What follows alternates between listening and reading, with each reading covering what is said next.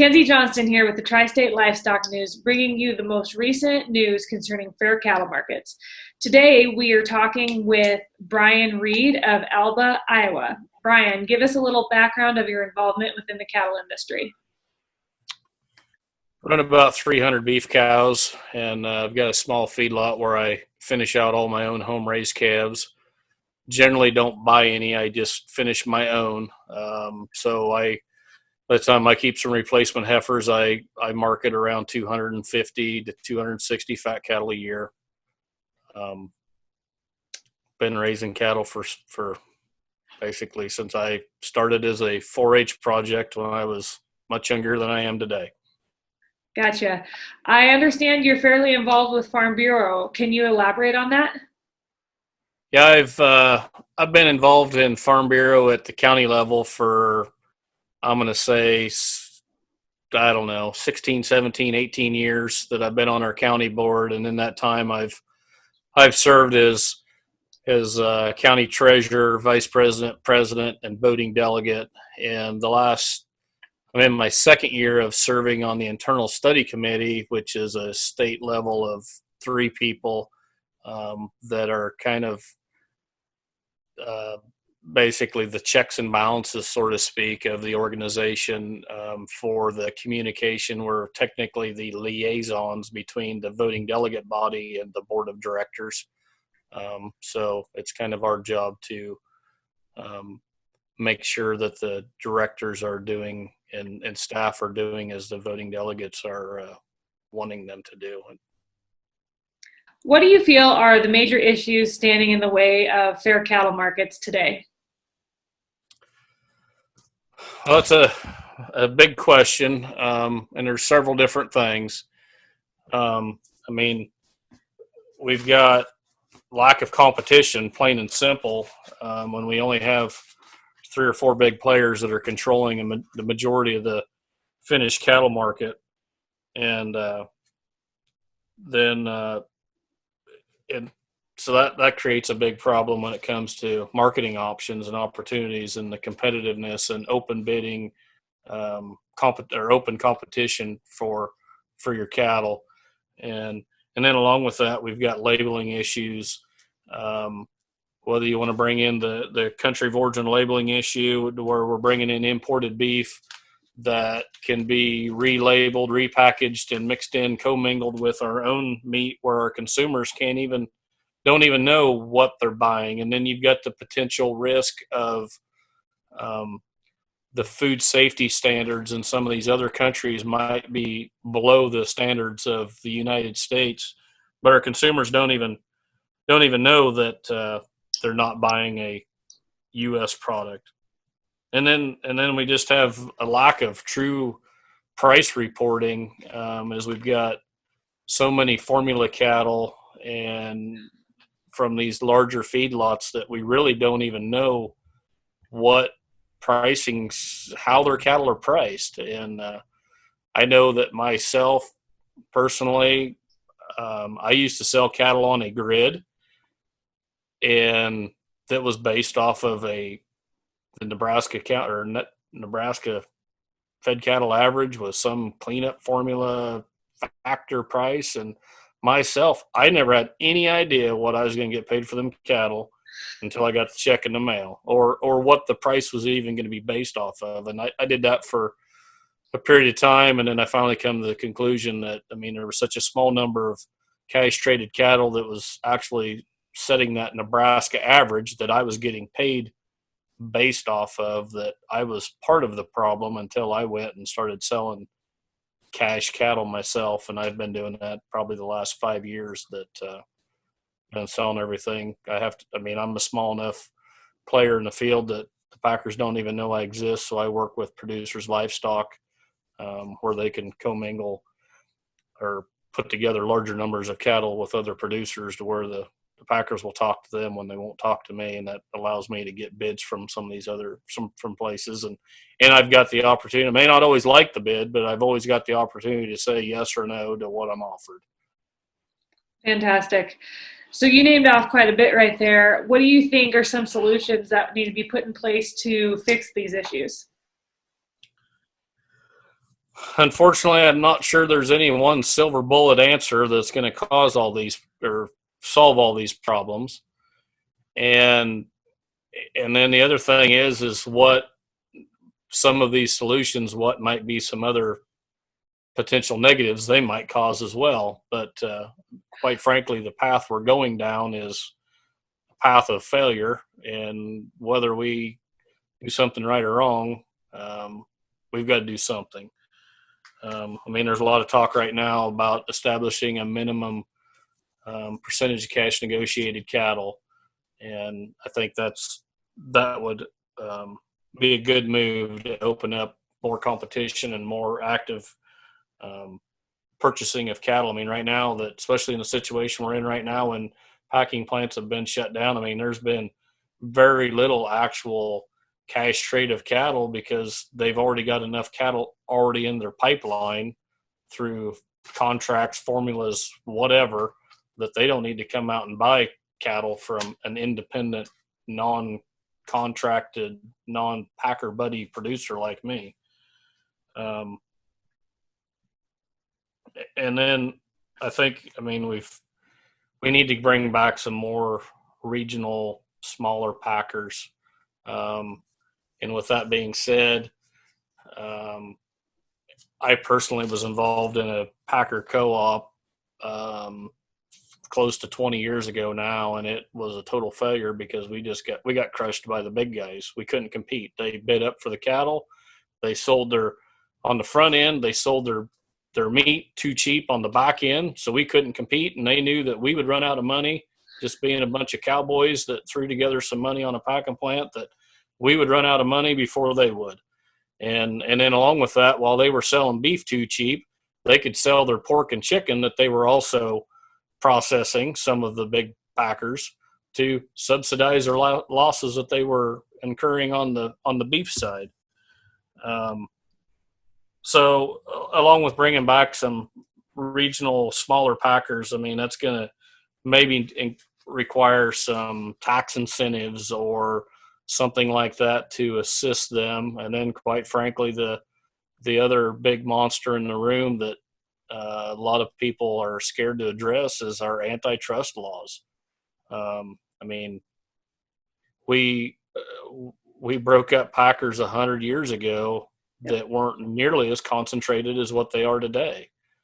And I mean, and that whole thing isn't just a beef packing issue; it's a ag across the board issue. I mean, we've sit here in recent years and watched some of our seed and chemical mega companies merge with each other and make that pool even smaller. I mean, and our equipment companies are very limited for options. And I mean, and quite frankly, we've got three choices to go buy a new pickup for them. I mean, this isn't just a beef packing issue. This isn't just an agriculture issue. It's pretty much across the board issue that we've allowed the big to get bigger, and that makes it that much more difficult for the smaller independent people to be competitive. Another thing would be if we could, and that's part of why I finish out my own cattle is, I mean, I know that especially the last few years that it's cost me money to finish out my own calves and to retain ownership in them. But I know that when I finish them myself, I'm in control of those cattle. And at some point in time, the packers have to come to me to purchase some cattle. And where if I took my calves to a local sale barn or an internet auction or whatever and sold them as feeder calves, unfortunately, a lot of times, I mean, that's where that transition occurs, where those calves come from being in control of independent producers to becoming somehow in that packer vacuum to their door through the bigger feedlots, the corporate feedlots, whatever terminology you want to use. That unfortunately, that's where that transition, in my opinion, occurs. And anything we can do to get more retained ownership from the actual cow-calf guy, whether you feed them yourself or whether you send them to custom lot or whatever. Of course, I know that comes with challenges, whether it's cash flow timing or just the additional feed cost to get from selling a feeder calf to a finished calf, that I know there's definitely some challenge to overcome to make that work. But that would be another thing that would potentially help the situation if we just maintained control of our own calves. Do you currently have cattle ready to go to slaughter? Yeah, I do have some. I was fortunate enough, and I'm not going to say I was smart enough, probably just lucky enough that I sold some cattle right after this whole Corona event started in the middle of March. That there was one week in there when they jumped their bids. They took a pretty good hit, and then they jumped back up the next week, and I got bid $1.20. And I didn't have a full load of cattle ready, but I had half a load ready, and I knew that the way this thing was looking, that I better, and I got what was a decent bid, that I probably better take it and move what cattle I can to get current so I can ride the storm out for a while. So I sold a half a load of fat cattle, sold 20 head.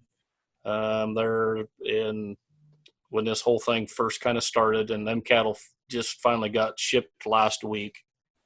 But I've got another potload of cattle that need to be moved in the next 30 days. But right now I'm kind of sitting and riding it out and hoping it's going to get a little better here at some point in time. Do you know of any feeders back in your neck of the woods that have cattle ready to go to slaughter, however they can't move them currently? Yeah, I talked to an employee of a neighbor here in the area that feeds a fair amount of cattle, and I know he said they had several cattle that were ready, and they weren't getting anything moved other than the one thing that they've had. That particular producer's worked with a locker in the local locker in the area. So they have been still moving some cattle through. The locker's been buying, and then he's selling quarters, halves, whatever, to just private individuals. I mean, we've all seen the Yeah. spike in interest of that. I mean, I just seen here a little while ago that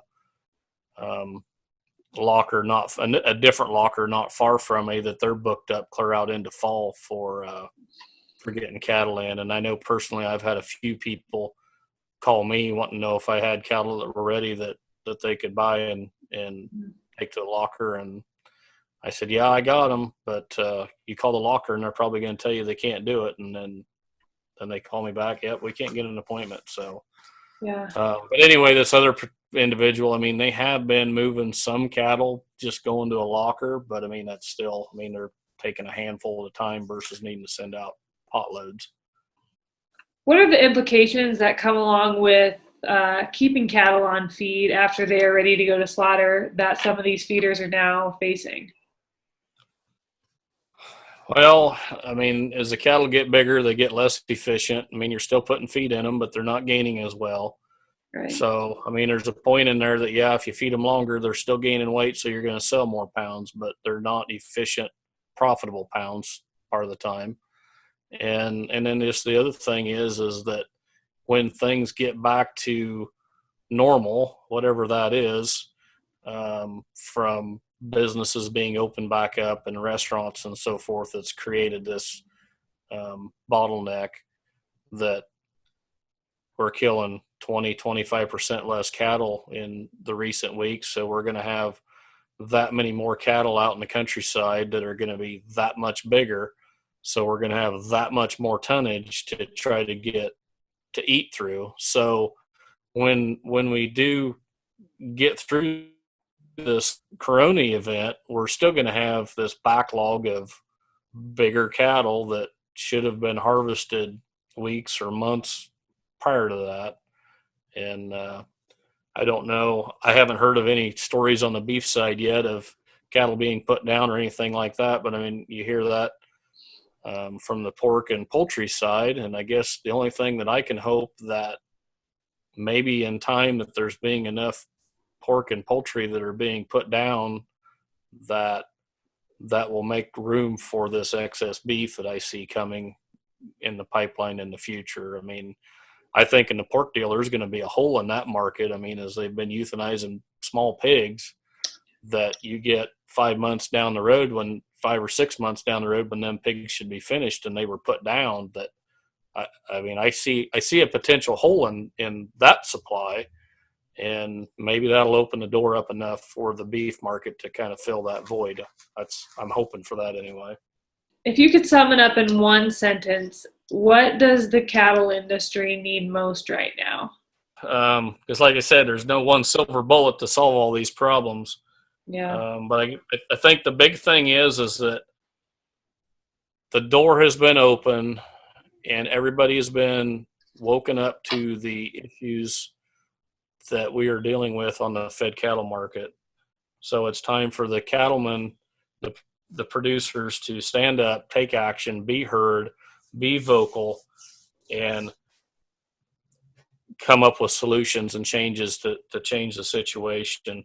And quite frankly, we've got to get this thing to where it's profitable again, for producers to keep doing what they do. I mean, it breaks my heart when my 12-year-old daughter tells me that she wants to farm with her dad when she grows up. And if we keep going down this path that we're on, I know that will never happen. And quite frankly, I'm to the point that I'm not sure if I'm going to be able to farm when I grow up. And so, I mean, it's time for us to stand up and be heard and get some changes made. And I mean, and the one thing that I know I've been more than one sentence. It's fine. Keep going with it. That's what I told a friend of mine, that how do I say this in one sentence? Because my one sentence is 4 paragraphs. That's okay. But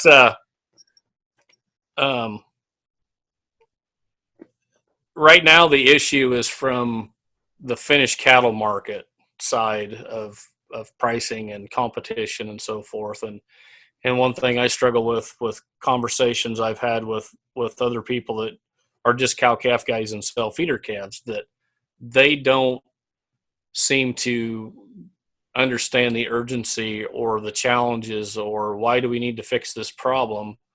And my response to that is that today the issue is on the finished cattle marketing side. But when they get done weeding out the independent feedlot producers, the Iowa farmer feeders, for example, and a lot of them have already been weeded out over the years, but when they finish weeding those independent feeders out, at that point in time, the large feedlots will have basically the license to steal your feeder calf. And then at that point in time, it will be a feeder calf issue, and it will be the cow-calf producers issue. That I think that some of those guys right now don't notice that. They take their calves to the sale barn and there's 5 order buyers that are bidding on them. But like I told a friend of mine yesterday, I said, well, I remember a time when you could go to lots of sale barns and they sold feeder pigs. Yeah. I couldn't tell you where you go today to see feeder pigs actually sell in a sale barn, because that thing has all been vertically integrated. And I mean, and that's the thing I see happening. If you'd asked me 10 years ago, I'd have said there's no way they can vertically integrate the cattle business like they have pork and chicken. It's not possible. But I was completely wrong, because they don't have to own the cow. They don't have to own the pasture. All they have to do is own the packing and control the final end of it, and to transition this thing to where potentially, if we keep doing what we're doing, we're all either just going to be contract growers, where we're going to have arrangement to send our feeder calves to X feedlot, and them calves are going to go to Y packing plant. And I mean, that's my fear that I see coming if we continue to not do something about it.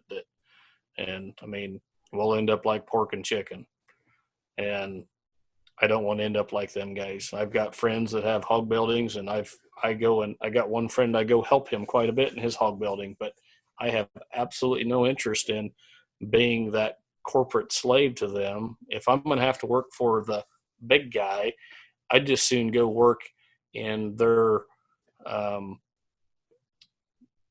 for them as a actual employee in their facility and get health insurance and get a 401k and get vacation and these other benefits, to where if you're just strictly a contract grower, you're not getting any of that stuff, but you're still clocking in and working for them every day, but you don't get them other benefits. And then you've got the stress of, in the hog deal, you've got the stress of a building payment that you got to deal with. And yeah, you're getting a little check all the time that's supposed to make that. But you go work for the big guy and you just got to go in there with your lunch pail.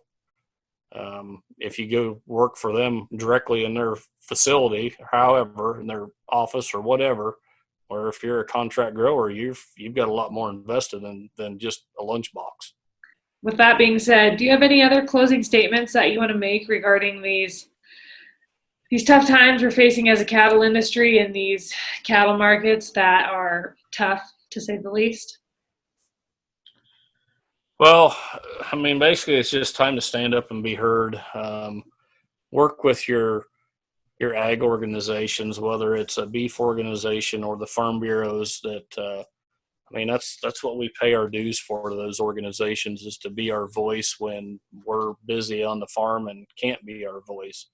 But, quite frankly, it's time to step up and be heard yourself. And you can't think you're too busy to make a phone call or to tell your story, because we've been given the opportunity right now with this situation to open everybody's eyes up to what's really going on out here.